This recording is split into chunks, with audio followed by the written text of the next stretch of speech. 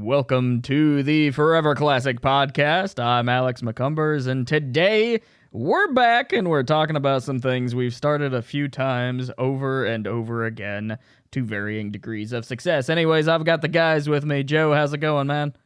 It's going good. We're starting again.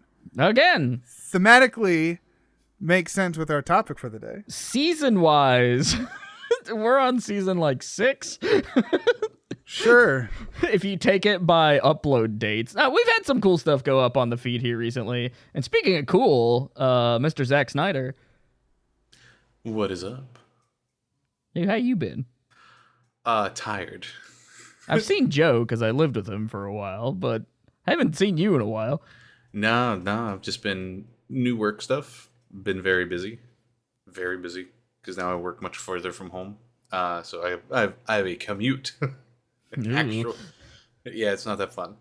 I am really fishing for that remote job, so I don't have to commute. Sounds exhausting. Roll out of bed. I'm here. Yeah. Do you know how valuable that was when I worked in the mobile game space? You literally just grab your laptop from the other side of the bed, pull it over, and be like, "I have arrived." I'm at work. I saw an excellent TikTok of somebody had made a wig head and basically made herself, and she set up her computer and slid her wig head on the table in front of it, so she had her background, and it made it look like she had her glasses and mask, and her hair did, and she was just laying on the couch beside it the decoy. I'm all about exploiting big companies like that. Good for her. Yep. I want someone to show up to their professional Zoom meeting in their VTuber I've seen display up. I'm not a cat. The I am a cat girl. That's different. I'm here. I'm not a cat. But I guess let's catch back up and talk about some current geeking, because I've got some pretty cool stuff happening. A lot of games playing. Anybody who's been keeping up with our website or our Twitch streams will probably know that there's a lot of fighting game action happening over the past few months. There's a lot of indie games we've reviewed, a lot of fringe Square Enix stuff here of late, and then a bunch of cool horror stuff because it's October and a bunch of really big things came out. And we have a couple new writers too. We have Justin Wood at who also does a lot of really excellent work at Dread XP. He's part of the Here's Johnny podcast. We have Marcus, who is the Ginger Thrust on Twitch, so definitely check him out. And then we also have Reese, who is a graphic designer and helped me out at Black Ice when I was there. And so he's done some thumbnail work for us. He updated a logo for us, which I think looks pretty cool. And so hopefully between us and the new parts of the team, we can really make some excellent stuff happen. And I've got a lot of cool stuff in the works for us for the holiday season, whether it's acquiring hardware to review or getting new games or what have you. So that's all been super fun for me, and that's kind of where a lot of my geek energy has been. But I would love to hear from you, Joe. What's your current fascination? Well, so the couple big things I would say is they've been on my watch list for a long time, but I've never seen the original old black and white 1930s Universal Monsters movies. They're iconic. They've been on my watch list for a while. And so I finally was like, you know what? This is the year. So I picked up a box set of the 4K Blu-rays of 4 of them at Best Buy, and I'm loving it. It's been a lot of fun to go and watch these movies that have they're so iconic visually, and that to this day, when people think about these characters, their brain immediately goes to that. Even though there's been how many Frankenstein movies, one of the most iconic ones is still the Universal Monsters Frankenstein from 1931. That's what boggles my mind. Even films like Alien coming out in 79 or something, that is wild to me, how cool and how that movie is composed, right? And so the fact that the movies you're watching took place in the 30s and are still good, isn't that crazy? The 4K transfer, I would say, is pretty good. The movies look good on the 4K TV. Haven't had any issues with that. But just like the techniques of movie making and how they have changed from the 1930s. You know, when the camera and the rig was 300 pounds, you tried not to move it as much as possible. And so there's definitely more of a theatrical approach to the filmmaking, because you have characters engaging with each other, trading lines and dialogue back and forth for longer periods of time in between cuts. And when they do cut, it's really intentional. It's not just sort of like, oh, we're gonna, take a few takes, rearrange from this angle and this angle. It's, we've got literally 100 feet of film for this shot. What we get is what we get, and we're not moving the camera until the next shot. And so it's really interesting to watch these movies. So far, I've watched Dracula, which was phenomenal. Frankenstein, which was also phenomenal, and then Wolfman, which was kind of underwhelming. Also, so many of these movies just sort of end. There's not really like a conclusion. It's like, well, the monster's dead now. Hooray. The end. And that was the plot driver, so right, we're done. So go home. It's that. The other thing I've been geeking out about is I've been playing through the Bayonetta games again to get ready for 3 coming out. Yeah. And then, of course, it's when I'm doing that is the huge controversy between the voice actress and Platinum, and her claiming pay rates, but then Schreier, over at Bloomberg, games journalist, uncovered that no, they offered her a lot more money than that, and she's misrepresenting the whole thing. But really messy situation. And yeah, it didn't help Hideki, what was it, Kamiya, the one director. Oh, he's consistently bad at public facing issues. Yeah, he kind of made an ass of himself on Twitter, which, I mean, it happens, but it was a rough weekend that weekend. So many different things in geek culture were just all over the place. Yeah. But I think you see Jennifer Hale's response to the whole thing just being this whole situation's messy. I can't speak on anything specifically because of NDAs, but I would like to remind fans and the audience that I gave it my best, and as did an entire team of developers. It wasn't just one person creating this game. And, some people were really upset about that, but it's just interesting that it's when I am in the playing through nude, these, right? Yeah. Just did that affect your play at all? Did you play that and feel bad about it or something? No, not necessarily. It was it did for a moment make me maybe I'll cancel that pre-order if that's how they're treating some of their people. Right. But then as more of the story came out, I'm like, well, I'm glad I didn't just jump on that bandwagon and waited for more information to come out. And it was a good reminder that, Bayonetta isn't just the voice actors. It's the character designer. It's the animators. It's the gameplay. It's all these different pieces that come together and make that character what it is. A voice is a huge part of it. And gives a character some life for sure that drives things. But it was a good reminder, and it's just interesting that the discussion surrounding it came out that was voice actors in general aren't paid great.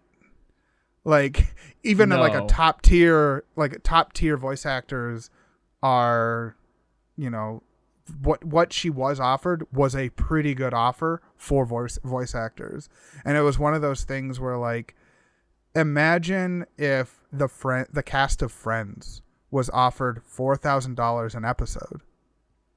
It would be considered a joke. Yeah, and they would decline it. I assume they made more money than that. Oh, they made millions. So. They made millions per episode. Yeah, or it was, by the end of it, it was a crazy amount of money. Yeah, and at that level, when you get into AAA stuff for that, you don't usually get a flat rate.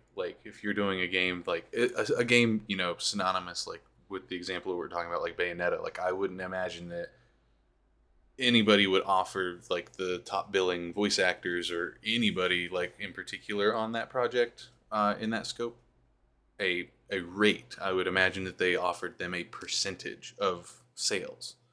That's usually how You that would sort of thing think. goes when it gets to that height. So It's just I feel I like in doubt. games that's way like that. From what I've gathered, based on reading great journalistic works, not only from Schreier but many of our peers in this industry, right? But mhm. there's a lot of things that like we really take for granted, and at the end of the day, I think that voice actors, people who are involved in the development of things, they deserve to be paid more. And we've got to come up with a better way to pay people. And the royalty Yeah. system in games has been horrendous for how long? Yeah, Like even it's the people whose names is publisher. on the box have trouble with that. Yeah. Help your voice actors get in their unions. Unionizing, I think, is a huge deal right now Well, in most Well, industries, but games especially. because I the mean, industry largely is already unionized, and that's sort of like there's a base rate, but they definitely tend to stay at that base rate. So the industry doesn't grow the way it really should be growing. yeah, because And so while this conversation is good that it's having, she really did herself a disservice to herself and the industry Yeah. as a whole by misrepresenting the amounts that she was claiming to be paid. And I think the real offer was more akin to like $4,000 per 4-hour session.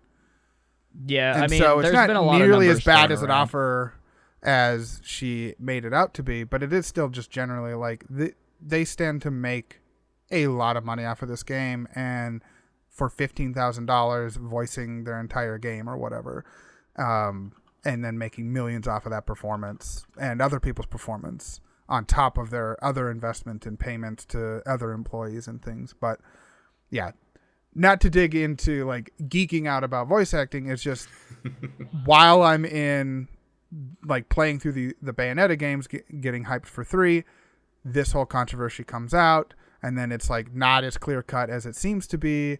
And I'm after I think I'm most of the way through 2. I'm stoked for 3. Like Bayonetta is a character that I just get a lot of entertainment value out of because she's just so over the top. Like, yeah, I love the fact that her character design involves high heels with guns for the heels that actually shoot. There's a And lot she of never really does cool anything. stuff in Bayonetta. Like She the never just power of points and femininity. shoots. Oh, it's so good. Yeah. She never just points and shoots. It's always some sort of flourish. Yeah. Like everything she does is like just amped up to a 10. Zach, what about you, man? most of my geeky has been like kind of revisiting lots of things over the past like 6 to 8 months. So like I finally like revisited like Magic the Gathering. So a lot of our Oh. friends got in are like big Commander players, and I didn't quite realize that they were. So we were talking Commander stuff, and I tore up one of my old black blue zombie decks, and I made a black blue zombie Commander deck. Not 100% zombies because it's got to have some other little stuff in there. But it's fun. So it's been a lot of fun to get back into that because I played it so much when I lived in Elkins, and like we were all real close together. We played in that house like 24/7. Yeah, y'all getting into Magic is what got me into Magic, and so that's just kind of how it happened, right? And I haven't touched it since, so what do I know? But what I like about Magic currently, and the only reason that I personally pick up cards, is there's so many cool like promos right now. Like Yeah, there's- in Ikoria, it was all about kaiju, and they had Godzilla promos, so I pick up those when I see them. Yeah, the Secret Lair in particular's got a lot of really cool looking stuff. God, what's the Metal Gear artist? Oh, Kobo. I can never remember his name, but he's done a set before in Secret Lair years ago, but now he's doing another set of 5 art cards for the new Secret Lairs that are out this month. Ooh, that's Yoji Shinkawa, Yoji who also Shinkawa. contributed a really cool like it was a Metal Gear style Godzilla Ava unit thing that they made a toy out of. That's really sick. But so he's doing like one of the Planeswalkers, Tezzeret, and then several Phyrexian cards, which are like really in tune with his artwork. Oh, the Phyrexians make a lot of sense. Well, okay, so that's the new set. The new set is like a Dominaria return with some like slight time travel, and they're revisiting the Phyrexians who've been doing stuff over this past couple blocks. I wanted to know what the story was going on. A lot of it's like way out of my depth because I've been out of it for a while. But yeah, so Well, and it changes every like what 4 months or something. yeah, but they've been like sewing in the Phyrexians after they took over Mirrodin. And made it New Phyrexia into the past several whole blocks. So now it's in the culmination of it. So there's going to be some like time travel where they go back and touch on with Urza and Mishra from like way back in the day.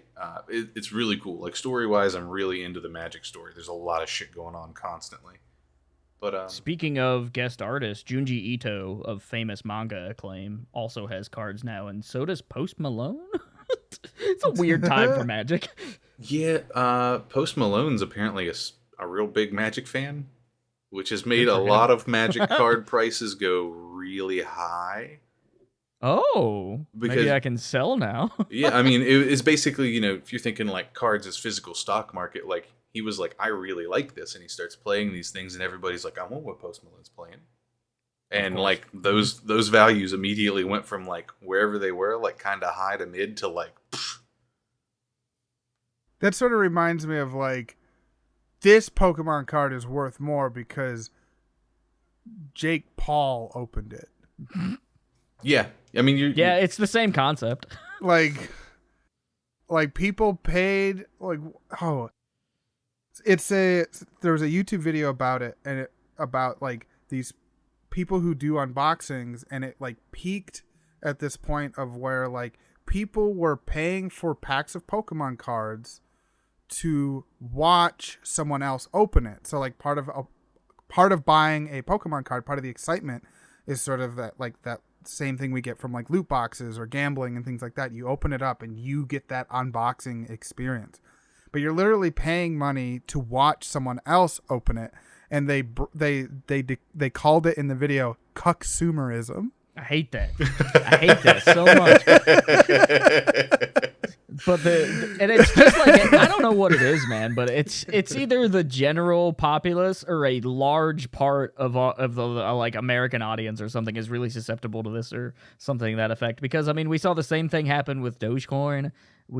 Every time Elon Musk made a tweet that was positive, it would shoot up in price, and you know, that sort of thing. Yeah. So there's something to do with mainstream celebrities saying they like a thing. Yeah. Now That makes it work. it's really weird to me, but you know what? At the end of the day, all this like push into like Dungeons and Dragons, you know, especially with like things like Dimension 20 and Critical Role, has really pushed it into like mainstream territory. And then you get people like Post Malone and like other famous figures being like, I really love playing Magic. Like, this is great. It's also pushed that like way into like mainstream popularity. The core things that we find geeky are, you know, the cool hobbies to have, right? Like Dungeons and Dragons is a neat thing to do that most people have experience in now. Yeah, lots and lots of that. And tabletopping. So like Saturday I got to play a new tabletop with our group of friends that we play with bi-weekly here. And we got to play The Thing Outbreak at Outpost 31. So it's like I've seen that one. it was a lot of fun. I don't know anything about it, but I've seen it. So it plays akin to like Battlestar Galactica, and they mentioned another game that I haven't played. So it's a hidden loyalty game. Yeah, social deduction, hidden loyalty, like and it works. And when you say The Thing, you mean John Carpenter's The Thing, or Yes. you know, that that world. to tie into more of our horror stuff. Cool. But it was cool because like the game breaks it. There's three sectors of your like outpost, and you have to clear each one. So you have an objective of like you have to kill a thing, and you have to get like a rope for sector one, and then you can get out. So in that time, everybody's dealt a card, like your blood type, and you're either human or a thing. And then the second round, there's the potential for two more things to enter the fray. Somebody who's already a thing can be redealt a thing card again. But so you can maybe only get one. And then the third time, there's a smaller chance that that same person gets dealt the same thing card again. And there's only one thing the whole time. But like win conditions are you identify all the things that are people and kill them, because every round somebody else just can spontaneously become one. So sector 1 to 2, a new thing can emerge, and sector 2 to 3, another one can emerge. Or at 2, you can have all 3 thing players be doing stuff. Keeps you guessing and keeps fun. things kind of going. Yeah, because then you're sabotaging, and then the other win condition for them is somebody just flies under the radar the whole time and gets on the helicopter and leaves with the humans, and they win. That's cool. Because you have to kill them off or tie them up, or you have like the commander has a gun to be like, this person can't come. So you have to like vote on it. You can't show each other like what you have unless you do a blood test, which is just basically how well you've managed to finish like the missions as you go. Like the more missions you fail, the less blood tests you get, because more of the base is getting destroyed as you go from the things. So they're destroying your ability to get blood tests before you take off in the helicopter, and it was really a lot of fun. Yeah, nice. if you like that style of game, I highly recommend the game Unfathomable. That was the other one, which is a very similar sort of concept, but it's like Arkham horror themed in that universe. I've played it a few times because it's got the really big ass ship. Yeah, so the game board is the ship, and then like you have these like giant sea monsters that are trying to take down the ship. And I might have played this with you. What I like about it is in Unfathomable, there's when you start getting more players, I think you can have up to like 8 players. But once you get over 5, there's 2 types of hidden loyalties. So there's the humans, which is the people, they're trying to get the ship to Boston safely, everyone to survive. Then there's the monsters that are trying to sink the ship and not let it get to Boston. Then there are cultists who don't want the ship to get to Boston, but they want it to get close enough that they can still swim to Boston. And so like you want the ship to sink within like after round 7 or 8 or something like that. And so it like becomes really interesting of these people like suddenly after a certain number of turns changing their strategies or trying to mess things up, because you like now they're close enough to sink the ship but still win. It's really interesting. I thoroughly enjoyed it. So if you can get your hands on a copy of Unfathomable and your group likes that hidden loyalty style of game, check it out. Yeah, it was. Yeah, there's a lot of cool stuff in board games in general, but it seems like y'all have always found like these hidden gems of that genre. Yeah, these have been great. Like last night, like I knew one of our things pretty off the bat. Like I realized who our first one was, but I couldn't figure out the rest. But the guy I thought was the thing too the whole time was just unfortunately in the groups that all the things were in every single time. And just like luck of the draw. It was, and it made me the whole time think he was the bad guy, and I was just off the mark by one person at the end, and was like, damn it. That's kind of the failure of social deduction when you play multiple rounds. Like I know we were playing Among Us way back whenever it first got popular, and we like started the game, and I was like, I bet you it's Paku. And he's like, no, and then of course I convinced everybody to vote him off, and it was really funny. Yeah. So sometimes you can just take a shot in the dark and like get success, right? And that's in game design. It's not ideal, but at least it works. Yeah, in game design, and then like players are fantastic. Like Impaku, for example, was very good at. He kept one kind of persona while he played the game, whether he was good or bad, and you could not figure it out. It was so hard to figure out. If he was Among the good Us guy is or the coming bad to guy. VR soon. Might have to revisit that for the VR version, which seems like a silly thing. So for me, I have spent a lot of time playing around with different hardware. I do want to shout out, I'm in the initial parts of this review currently, but I have several controllers from Retro Fighters. Now, Retro Fighters, they mostly specialize in creating controllers that work on like PC or whatever, but they have several different models, some that work wirelessly on N64, PlayStation. I'm really impressed. So this is the first one I just started tinkering with. The Defender, I mean, it's got the see-through blue, which is the version they sent me. It's a PlayStation controller. It's very comfortable. I'm not crazy about the D-pad yet, but it's got a really nice feel to it, and it has that color that's really nostalgic for me because I had a controller like this, but it's wireless. It can also work on PS1, PS2, PS3, PC, which is how I've been playing A Plague Tale Requiem, I think is the subtitle for that. And then I'm excited to check out some of their other models. But I mean, this is a solid controller. It works. It feels great. I don't So have it's very many complaints. PS3, it's PlayStation 3 and earlier. Yes. So there's a USB dongle which is for PS3. It might even work for Switch too. I haven't tried that yet. PC, but there's a separate dongle that you can equip into like a PS1 style connector, which also is the same connector for PS2. So you can wirelessly. It's charged by a USB-C, which is always a plus, and it's got turbo features and some other buttons here that I don't know what they do. So I mean, there's a couple different ways you can use this. But like I said, I'm not crazy about that D-pad. Maybe my settings in Fightcade was weird, but I was missing Hadokens pretty consistently. So I want to take another crack at that on maybe a different version of Street Fighter or something. What's the price on something like that? I think this retails for $49.99, so about $50. That's not too bad. I can double check, but yeah, Retro Fighter so far, like this is the most premium feeling controller when I just picked up all of them out of the boxes. And just the color, I think, is really nice. And I fired it up into Steam, and it worked just fine. So, solid controller. Sweet.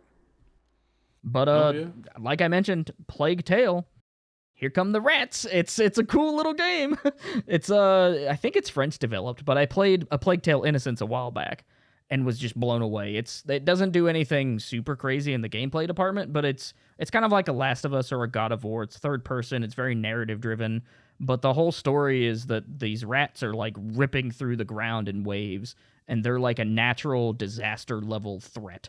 And, you know, eventually you come to realize like all these different things about the rats, and while that's happening, you're also running away from the Spanish Inquisition or something. So there's these night guys that try to kill you. So it's very stealth based. The sequel is similar in gameplay. Now there's a couple more tools, such as like the crossbow and ways to like bait rats and brighten flames because you use light to kind of like get through areas safely. And those two games in particular, as a pair, I think make for a fantastic weekend, especially if you have a longer one. And so I can't recommend the first one enough, and I really like the second one so far. Sweet. All right, yeah. That's my geekery. So yeah, let's get into the main topic then, shall we? So we have come up with a couple different evergreen topics to bring onto the show to kind of like boost out the tail for some of these episodes, but Joe had the idea of specifically talking about games that we've started multiple times over, and this doesn't necessarily mean games we haven't finished. These are just things that we've got through we just, for whatever reason, we restart it. So Zach, why don't you go first on this? All right, so mine differ a little bit from yours because it's not like I'm playing through a whole nother game again. It's just games that I keep coming back to, rather than games I'm totally restarting. Well, I guess one of them is. And the top of that list would be RimWorld. I'm really into RimWorld. I like management sim games, sort of things. And RimWorld gives you all of it, except for you don't control the narrative. The narrative just happens. So like you start doing the design and like moving people around to defend things, but they have like sim style, like hunger and sleep and like mood and like all of that. So that affects how they do stuff. If they don't, if they go into a mental break and just you can't control them until they're done. But they just recently had the biotech update, which is huge. So you get like, oh man, so you can have children. There's a lot of these you can have like system-driven games that they just keep hammering in different things. And because the art style is so simple in RimWorld, there's a lot you can get away with the like macro level of stuff. Yeah, and the mod community for it's very good. So there's lots of really interesting mods. In particularly like more races. So it's like humans is like all it is like at base level. Biotech adds like modified humans. So you get like fur-covered humans that are like were bioengineered living in like cold zones, or like in the deserts you get like imp-like humanoids that can breathe fire. But you can mod in so many more. Like I think there's a bunch of like custom like spacey races, like different kind of robotic like people cyborg races, which might be kind of redundant with the new stuff. But either way, like each of their big updates, they kind of take some stuff that's really big in the modding community and have kind of like rolled it into the package of what the mod is. So like Cool. the bioengineering was a big mod that got rolled into a full-fledged mod with them, like different than how that was, but because you basically can after a while you can start manipulating like a gene pool of people to like start creating like better colonists. But then they have two options now that you can either grow them in like a vat, like so basically grow a child to an adult in a vat to just do stuff, but they have less of a skill pool that they can get because they were a grown person versus somebody taking care of them in like a nursery and making them go to school. So then every periodic bits of in-game year, like you can start choosing better traits for them to have and better like passions for them to go after. So it's really in depth, lots of in depth stuff. But like every time you load up the game and play it, it's different every time. I come back to it constantly. But then like two other games that I keep setting down and picking back up, like Destiny's been one. Me and Toast love playing Destiny. It's just we get busy and we set it down, but then we can come back in and pick it up. As long as we haven't taken like years off, because of the way they have been rotating out some content to where you can't play it anymore, we can come back in and kind of experience whatever was going on with the story and catch back up and then kind of get back in the gameplay loops. Destiny 2 has had a surprising like redemption arc from what I've gathered. Like the one time I sat down to play it, I think I played it for like 8 or 9 hours. Like it's got a really addictive gameplay loop. I just wasn't crazy about the loot, and I wasn't crazy about the lore as it was presented at the time, which I hear has gotten way better. The lore has gotten significantly better. That being said, we are like at the end of the Dark versus Light saga. So like after this season, it goes into Lightfall, which is the last like major expansion for Light versus Dark. So I'm gonna guess it's gonna have 3 or 4 seasons in it too, and then be done. But then I don't know what's after that. Do you think Destiny 3 is like within the next year or so? No.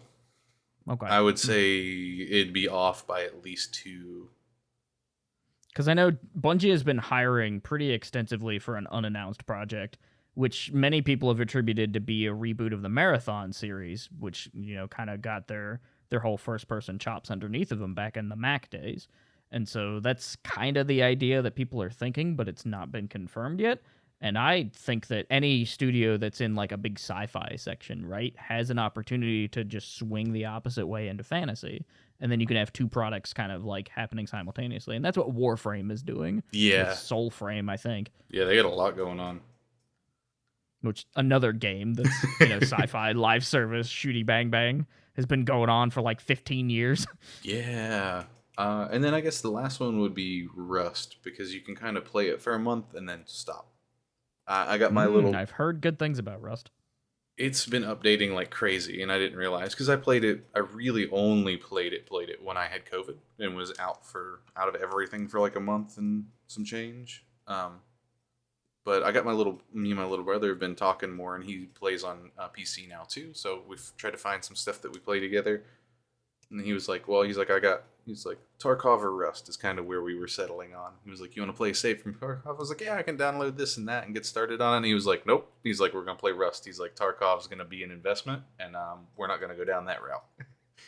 He was like, that's like a really hardcore tactical kind of thing, right? Yeah. Yes. Yes, it is. Apparently, it's absolutely unforgiving, too. Like, you just lose your stuff. You die, you lose your stuff. But it looks really funny when I see lots of, like, other people play it. But apparently it's not fun in that sense very often. But No, apparently I was just looking at the Steam page for Rust. There's Halloween content out. There's like pumpkin heads and spooky slashers and stuff. Yeah, every Halloween they do a Halloween update where they'll have like a whole bunch of like in-game NPCs, no matter what you got going on, like come in and do things that'll run around and try to kill you, like separate from like the normal stuff in the environment. Like you get zombies out there that are just there. And then they do like Christmas. They have a Christmas update where when you're playing like every night or every other night in game, Santa drops off packages like gifts near players somewhere. So like even in the dark, there'll just be like this one glowing box that people can like go over and like search and take presents out of, and then you can either open them or combine them into bigger presents to get better loot out of over time. So it's fun. We haven't done PvP in a while. The last time I did PvP, we were an Uber driver service, and it was really fun. That was like the best PvP experience I've had. Dude, server culture is crazy. Like, we could do an entire episode or like an entire website like dedicated to just how different games can feel and play in certain server environments. Yeah, absolutely.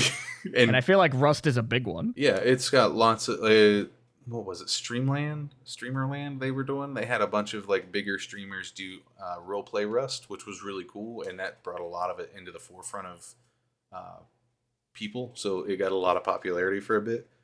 But we've been playing this zombie-based like PvE server, which is really fun. And they do like 2-week wipes instead of monthly, so we could play a cycle of 3 2-week wipes, and then they like forcefully wipe everything, and everybody has to start over after the 6 weeks, roughly.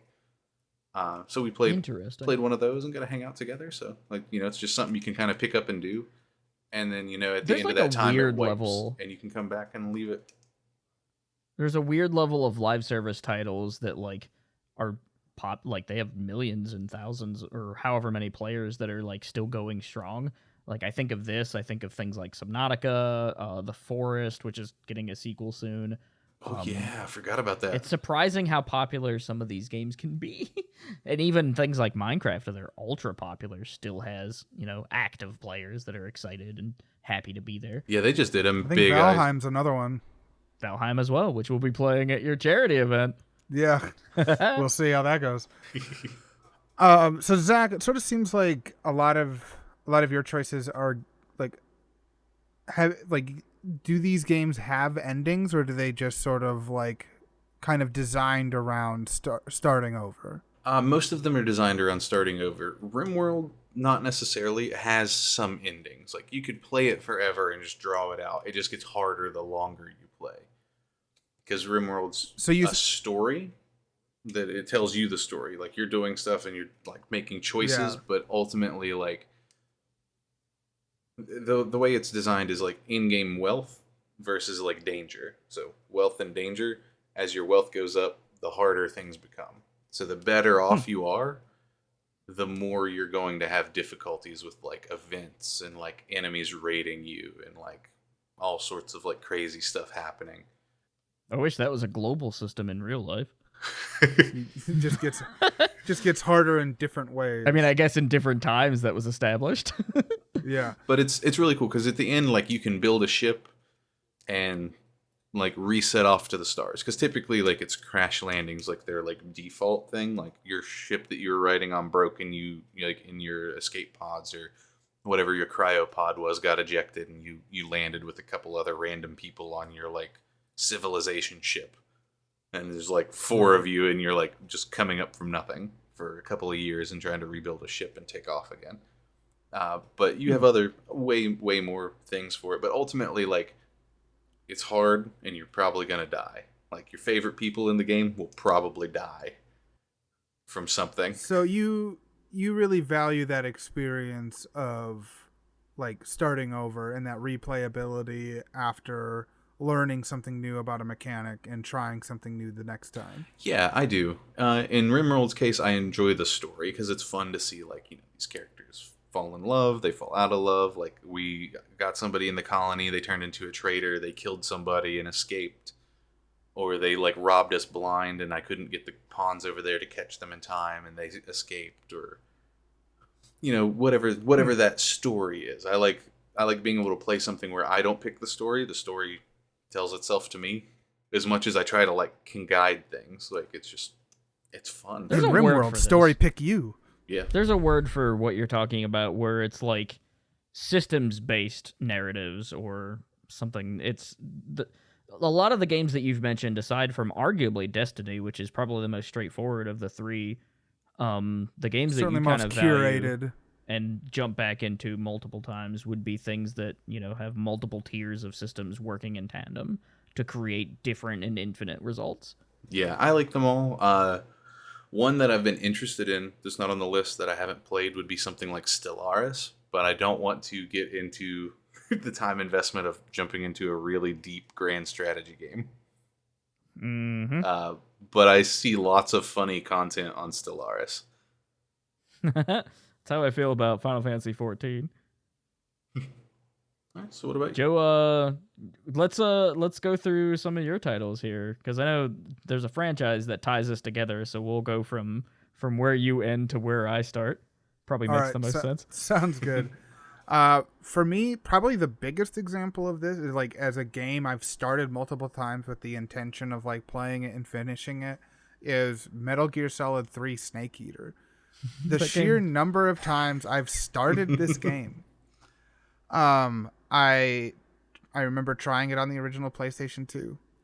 I started it up on the 3DS multiple times. I started it on the Vita. And this is over the course of like 10 years. Because all these people I know were like, this is a phenomenal game.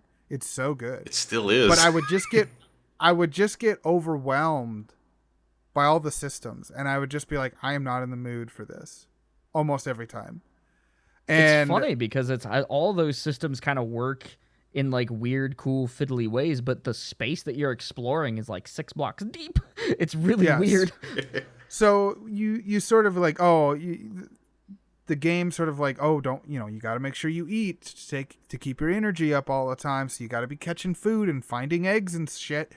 And like the shooting is a little weird. It's not as straightforward as it is. And like you're in third person until you shoot, which felt weird.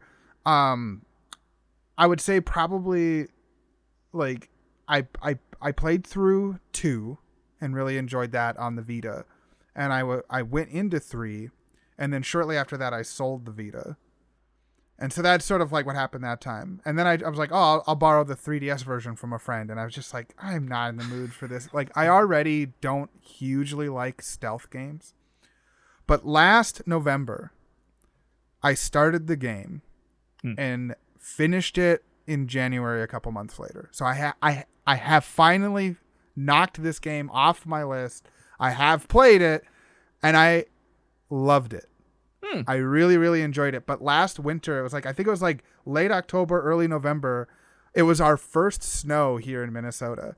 Yep. And I started a fire in the backyard, and I'm sitting outside with my Vita, snow lightly coming around me with a fire, bundled up in my coat, playing my Vita. And I'm like, this feels weirdly appropriate for this game. I feel like that's how you should play the first game. And I have a similar experience with Snake Eater as you, but my problem is I kept falling asleep. So that beginning is rough, and it's really long-winded, and it's all like, I'm Snake, I'm a soldier man, and I'm stuck in the wilderness. This is something I learned when I recently replayed The Last of Us, getting hyped for 2. I just put it on easy. Yup. As soon as I threw Snake Eater on easy and I was able to just sort of get into the vibes it was going without being too punished for not understanding everything the game was trying to teach me and get me into. And I think it almost feels like it's intended for you to take this game in its paces. It's fairly short. And so to get the most out of the game, you really do start at easy, and you sort of understand, okay, that's what all these areas are for. And then you go to normal or hard, where you're like, okay, I know what's here, so I know what to expect and what to find. I'm ready for this to be a harder experience.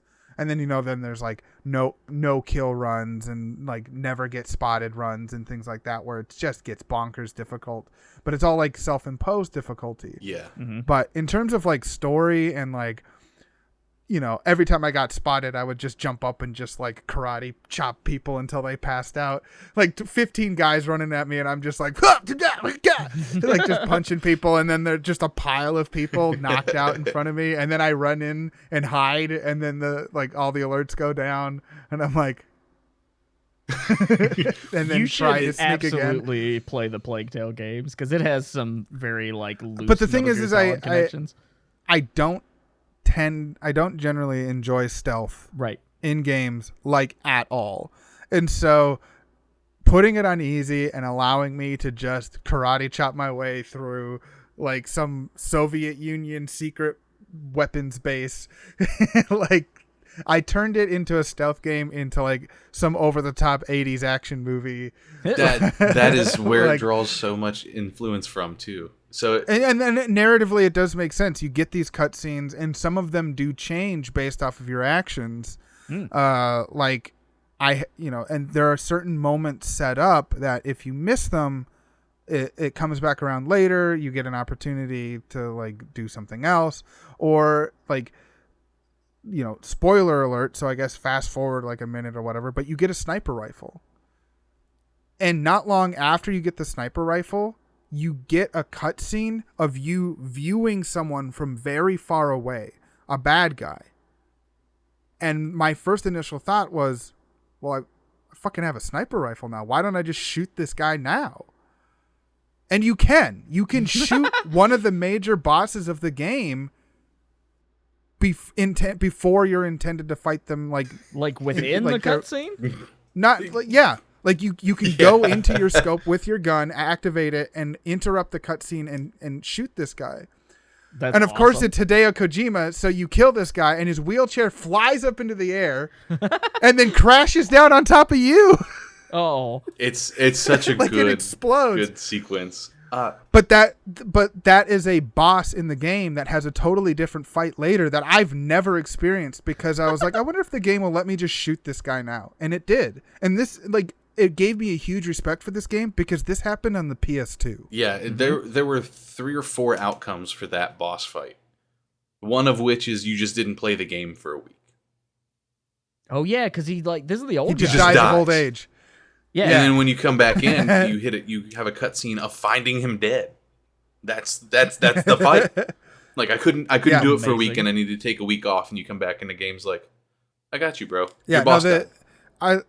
I wish have a- Bloodborne was like that. But yeah, so I got a huge respect for the series. I liked 2. I would say I liked 3 even more, just narratively. I also think it's just hilarious that Solid Snake is one of the dumbest characters in video game history, because literally everything he says is phrased as a question, because he has to in order for other characters to give the player information. So they'll be like, you're looking for UMDs, and he's like, UMDs? Yes. Weapons of mass destruction. They're like they're gonna cause any untold chaos, or like, this guy's got lightning powers. Lightning powers? Like everything he says is a question. But like all these cutscenes, all these characters are so melodramatic. I love them. Yes. But it is a game. It took me 6 times of starting it to finally actually play it and beat it over the course of like 10 years. I tried to start with Snake Eater years ago because, Zach being a Metal Gear guy is like, oh, you got to play Metal Gear. I'm like, okay, cool. I'll take your word for it. And so I picked up all of them and started at 3 and didn't work out. But then we had the live stream where I played through all of the first one and thought it was awesome. And that article's on the website. So I think I'll do what you did, is I'll go from 1 to 2, then to 3, rather than trying to go chronologically. Chronologically is hard. I've never played 1. I've played 2 and 3. I like picked 1. up- 1 was cool. I have 5 on PlayStation 4, so Ooh, so do I. I'll probably pick that up at some point. But next is Tales of Berseria. I'm a big fan of the Tales of RPG action series. Somebody has to be. They tend to be like, they do a lot of things story-wise that sort of subvert tropes. So they introduce tropes, and then by the end of the game, twist them. So you have these characters that are set up, and you're like, oh, this is just the stereotypical that character. And then they do something about 20 hours in, and you're like, oh, this changes the game. Berseria is definitely their like dark fantasy entry. I originally started playing it with my spouse because the combat allows for co-op. They don't I have didn't to. know that, actually. Yeah, I so didn't anytime you go into combat, you can have a second player with a controller, control one of the other characters. I feel like Final And- Fantasy does that too. I think you can technically do it in Final Fantasy IX. Yeah. I was going to say, I'm pretty sure that you can have somebody co-op fight with you in 9. Yeah. It's not in the manual. No. It's not in the manual. Like someone discovered it, and you have to like look up like on forums how to do multiplayer co-op in Final Fantasy IX, and it's only in the original. They took it out in the like PS4 like classics remake. Yes. You have to do it in the original. It's wild. And I think you can do it in one of the older Final Fantasies too, but just certain characters get controlled by player 2. No, you're right. I mean, if forums are accurate here, in Final Fantasy IX, the original with 2 controllers plugged in, your friend could control a character while in battle, but only in battle. Yep. But the Tales of game is an action series, so the combat is both players can play at the exact same time, and do combos, and they can even combine attacks for like team up attacks and things like that. So there's like some engagement there when you introduce more like a second player. We sort of fell off of it, but I was enjoying it. So then I started it again because it had been like a year and I forgot how to play the game. And I got about 15, 20 hours in, and I think COVID happened. Life got busy. Then we bought a house. Then I built an office. Then, Alex moved in, and So it's just like lots of things happened, and I just haven't returned to it. And so like that's a game I've started twice, and I really want to. And when I play it again, I will start over because I've forgotten everything. I'm actually kind of sold on this game because the Steam trailer starts off with a fight between a werewolf and an anime girl with like a werewolf hand. Yeah, Oh that's yeah, she's a Berseria. cool All about character. that. Tales of Berseria is really cool. I've never played them, but I've watched the anime, which was very cool, and I want to play them Is there a from that. Berseria anime? There's a Tales of Zestria? Because they're all okay. tied in the same universe. I think Zestiria is Yeah, widely yeah, yeah. considered one of the worst games in the series. It's kind of like Final Fantasy, how it's like the same structure, so to Yeah, and so what ties it together is like it's in like the studio and its gameplay, but they're not like connected in any way unless it's a direct sequel, because I think there's like a Zestiria 2 or something. speak. Oh yeah. But then my last game is Final Fantasy X, which I've started like 2 or 3 times. The first time I played it was on the PS2, but the copy I borrowed wouldn't load.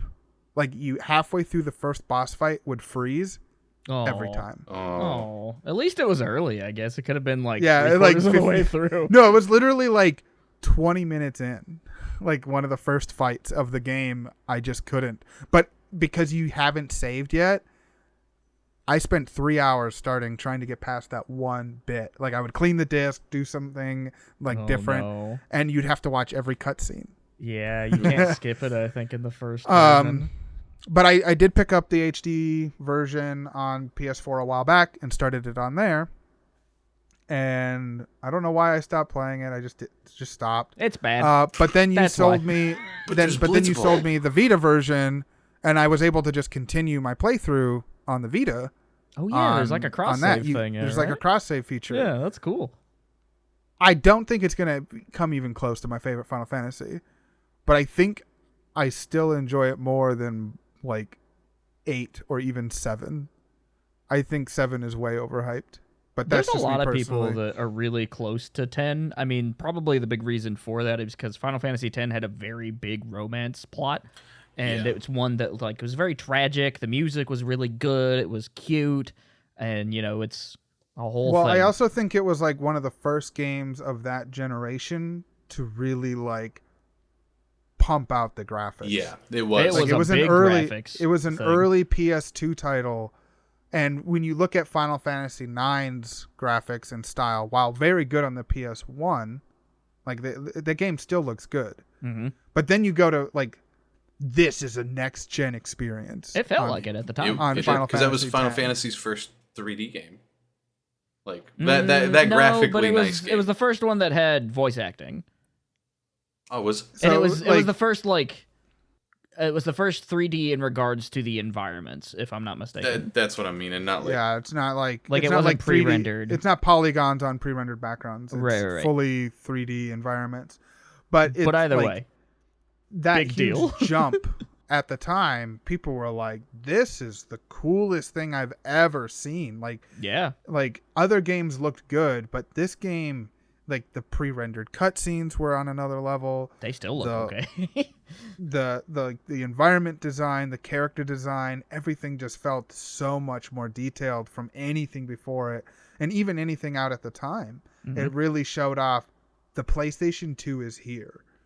There's also a bit of a risk, too, because it wasn't, castles and sword and sorcery that had, established Final Fantasy. And it wasn't industrial fantasy like Final Fantasy 7 either. It wasn't cyberpunk. It wasn't it was its own anime thing. school drama, which is what 8 was. It was unique in, a beach setting and cool. Hey, Square Enix boss, I've got a pitch for you. You know the movie Waterworld? What if it was Final Fantasy? Do it again. What? Speaking of Final Fantasy, man. Sold. I love this series, first of all. Anybody who knows me knows how much I freaking adore Final Fantasy in general. It's always been a part of my life since I was like a teenager, seeing summons back on the PS1 and being like, that is the coolest shit I've ever seen. And to this day, summons is some of my favorite things in video games. But I, around that same time as I started playing 7, 9, Tactics, whatever, on the PlayStation, I started to think about, well, if this is 9, where's 1 and the rest? And so, even as a, I don't know, probably 15-year-old kid, I was, studying the histories of franchises. And so Final Fantasy VI is one that always kind of got away from me, because there wasn't a great way to play it, arguably, until the GBA, which even then a lot of people discredit because the sound is bad. And so I have started Final Fantasy VI, probably upwards of 30 times. And I always get to the point where you're you get Sabin and you're on the train, and he, the character asks you to do. Yeah, well, that's the thing that you could do, but it asks you to put in an input, a fighting game input, and then you hit a button and then it goes. But every single version of Final Fantasy VI is a slightly different take on that mechanic. And so I could never get it. So it's the game would say, you need to do this input, and I would fail it, and I just couldn't get past that one fight that forces me into doing that one particular input. But thankfully, the Pixel remaster, which is where I've gotten the most traction, I've actually got through where the world resets and the boss wins, and so I'm in the World of Ruin on my current playthrough. But thankfully, that game is a very straightforward, here's how you do said input, and then you hit a button, and then it just works. So shout outs to Square Enix for just bringing stuff forward. I struggled with that too when I first got into Final Fantasy VI, because I liked Final Fantasy. I'd played 1 and 2, loved them on the PSP. Actually, those versions on PSP are really fun. Those are really good versions. I liked 4 on the PSP as well.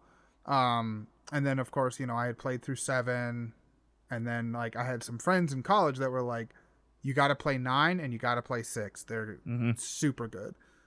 And so I think I got a hold of 9 first. Really, really enjoyed it. But 6 sort of eluded me for the similar reason. It wasn't widely available. I mean, we emulated so I think it several times. I think I got it on. I think I ended up picking it up. There's the PlayStation Classics version. Yep. But it's super weird because it's literally a drag and drop of the SNES file onto a CD. So it's not optimized for CD. So the load times are so bad. Even digital copies of that version are bad.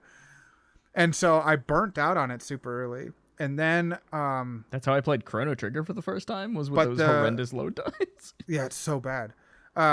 Same for Chrono Trigger. I beat Chrono Trigger the first, and Final Fantasy VI, the Virtual Console on the Wii. That's how I experienced these games for the first time. And the problem with Final Fantasy VI is every character plays a little different. Every character has a slightly different strategy and way that you execute their attacks. And there's 40. And you don't have that information readily available. What's cool now is when I play the game is I picked up a copy for Super Nintendo. It's right behind. It's like it's in the system behind me, actually. Mm-hmm. And the next time I went to the store, they remembered that I bought the copy, and they had set aside they came across the manual and set it aside, and sold me the manual at like a huge discount too. So now I actually have the original manual with the original like map too. And so anytime I'm playing the game, I have that manual there, and I'm like, oh, how do I play this character again? Or why does this character work? That information is in the manual. If you don't have that manual, you just have to hope you remember how the game works every time you play it. Or download a game fax that may or may not be accurate. Right. And so, like, I understand what you're saying. And then even also the strategy guides were, like, iffy back in the day. That's true. There's things in the Final Fantasy IX strategy guide is arguably considered the worst strategy guide ever of all time, because they wanted you to go to the internet for everything. And then there's quests that just aren't in the guide at all. Yep. Bad guide. It's bad. I have a copy here because historically it's hilarious. I think it's fascinating. But yeah, Final Fantasy VI is also in a weird spot because, you know, my copy on the Super Nintendo says Final Fantasy III. Yeah, that was the other issue, right? Like back in the day. You're like you're like at a video game store. Well, I really like 7 and 8. And you're like, what the hell? I see 1, 2, and 3, but 2 is 4, and 3 is 6. Huh? Yeah, it was a wild time. So it always got away from me, but I'm bound and determined before 2023 to finish this game because the Pixel remasters came out. Thank goodness that we do games media, because Square Enix sent me like all of them, which was fantastic. And so eventually we'll have some sort of content regarding these Pixel remasters. And I tell you, it's a shame that that's not on Switch because they're actually pretty solid. But yeah, I love that series, and it always got away from me. And it's similar situation as for Horizon Zero Dawn, a game that I've like played the first few hours of multiple times.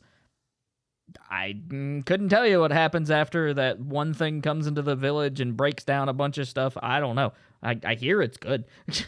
But it was fascinating because a lot of people are like, oh, Horizon Zero Dawn's got this really cool story stuff. And I'm like, oh, I assume I know where that goes. And I didn't really know where it went until people started talking about the second one when it came out. And I don't know if I'll ever go back and finish the first Horizon Zero Dawn, except for maybe sheer curiosity. Because the beginning is so slow. It's like playing an Assassin's Creed game. You start as like a little baby, and then you go through the wilderness, and your daddy shows you how to throw a rock. There's a reason a mod exists for Skyrim that allows you to just skip the beginning of the game. Mm-hmm. Like, or give you an alternate beginning. Like, I love those mods. It's so cool. If the starting of the game is rough and you fall off of it and need to start over, getting the motivation to want to do that again is a pain. Yeah. That said, Horizon Zero Dawn's really cool world, and the sequel has got really pretty graphics. And Joe gave me a copy, which I'm appreciative of, so eventually I'll get a nice 4K screen and play it in all its glory. Well, that's a game I got the collector's edition of, so I had the game already, so when my PS5 came with a copy, I was like... We like traded for a chair that I didn't want. But the last game that I'm going to throw up, because I know we're kind of like hitting our time we allotted for tonight, is there's a PS1 gem that I absolutely recommend if you're really into like top-down Zelda. It's called Alundra, or Alondra is what I always pronounced it as, which I'm sure could be wrong. It's a spiritual You're from West successor. Virginia, what do you know? Yeah, I know, letters. But it's a spiritual successor to Landstalker on the Sega Genesis. There's a really bad sequel on PS1 called Alundra 2 that is completely different and just horrendous. But that I feel Alundra, like I've only played the sequel. Like, I rented it from like a store, and it was like, this sucks. No, man. Like, the first Alundra has got such a unique, like, weirdly off-putting vibe because it's all about dreams. And you're doing the Zelda thing, right? Like, you're running around, gathering items, doing this and that. And the reason I never finished it is because it's hard. It's a hard-ass video game, but not for, like, a way that is, like, intriguing or, like, interesting. It's kind of hard just to be a pain in the ass. Like, there are puzzles where there'll be, like, 4 pillars in a square, right? And you have to jump up and slash these with your sword to make like, a pattern, right? But there's no way to discern the pattern, so you just have to, like, brute force guess it 9 times out of 10. So you're just, like, in a little box, jumping around, trying to hit these in the right order so that they work with no indication on if you're right with the first slash or whatever. I don't think the second one's like that at all. No, the Like, second one is completely I think different. the second one is literally like, oh, we kind of had a cool like world idea, It's kind of like Mega Man and then change Legends, the gameplay. but worse. Okay. Yeah. I've also played Alundra too on sheer curiosity, but I find Alundra to be like fascinating. And I think the music is exceptional. It has this really cool like 80s anime intro. I think this game deserves a remake wholeheartedly, and I would love for somebody to do that, and I would love to know more about the development of it. But that's why I never finished it. It's challenging. It's in like the worst ways imaginable. And if you're really into those like top-down Zeldas and you're like, man, these games are too easy for me, I implore you, check out Alundra on like a PS1 emulator or something. That's pretty cool.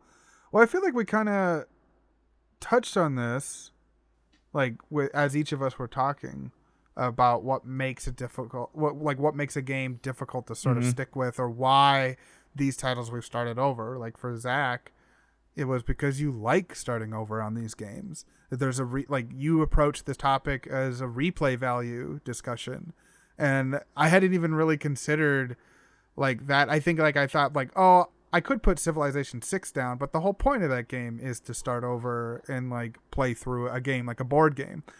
And like my intention going into this was, what's a game that, you know, I've started over. It took me many times to start it, to finish it, or I still need to finish it.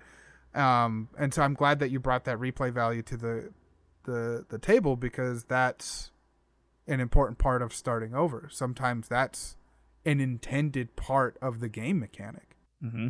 And whether so if you come back with interesting. new knowledge or you're trying a different way to play, or, you know, what have you, like sometimes that, you know, new run, that's why like roguelikes are so popular, right? Right. I was just about to say, like, you look at Hades, it's literally the whole point is starting over with what you've learned from previous attempts. I really like it. I need to finish some of the other weapon runs in Hades. I should at least play. Oh, so you're saying Hades. you should maybe start again? Yeah. Yep. I bought that game when it was on sale on PC and thought to myself, man, that's not how I prefer to play a game like that. I'd rather have it on the Switch or something. But then I thought, but what if I love it? Then I'm just in Hades for 50 hours, and I don't know if I can do that. But right it now. also has cross save. So if you were playing on PC and pick it up on Switch, you could continue your playthrough on Switch later. Oh no! Nah. I just got an OLED too, so it would look It's real so It would good. look That real game looks nice. amazing on OLED. Oh, I know. And it would play so smooth. The first maybe we time need to I- have a Hades episode. Maybe that's The first time I excuse. beat Hades, it was at the I cabin. was there. And everyone around me, I'm like sitting there play, and I beat it, and everyone around me like Asleep. like passed out, and I was like, I can't celebrate in the way that I want to because everyone's asleep. There we go. That was a great day for gaming. Like me, you, and Dave, I think also all of us had some really good gaming memories, because me and Dave played a bunch of Mario Golf, and it was just fun to pass back and forth. And then I finished that one story-driven game that's on the PlayStation. Oh yeah, where everyone's like frozen and And you're, the like, Roman. making your way through the, like, God, what is the name of that game?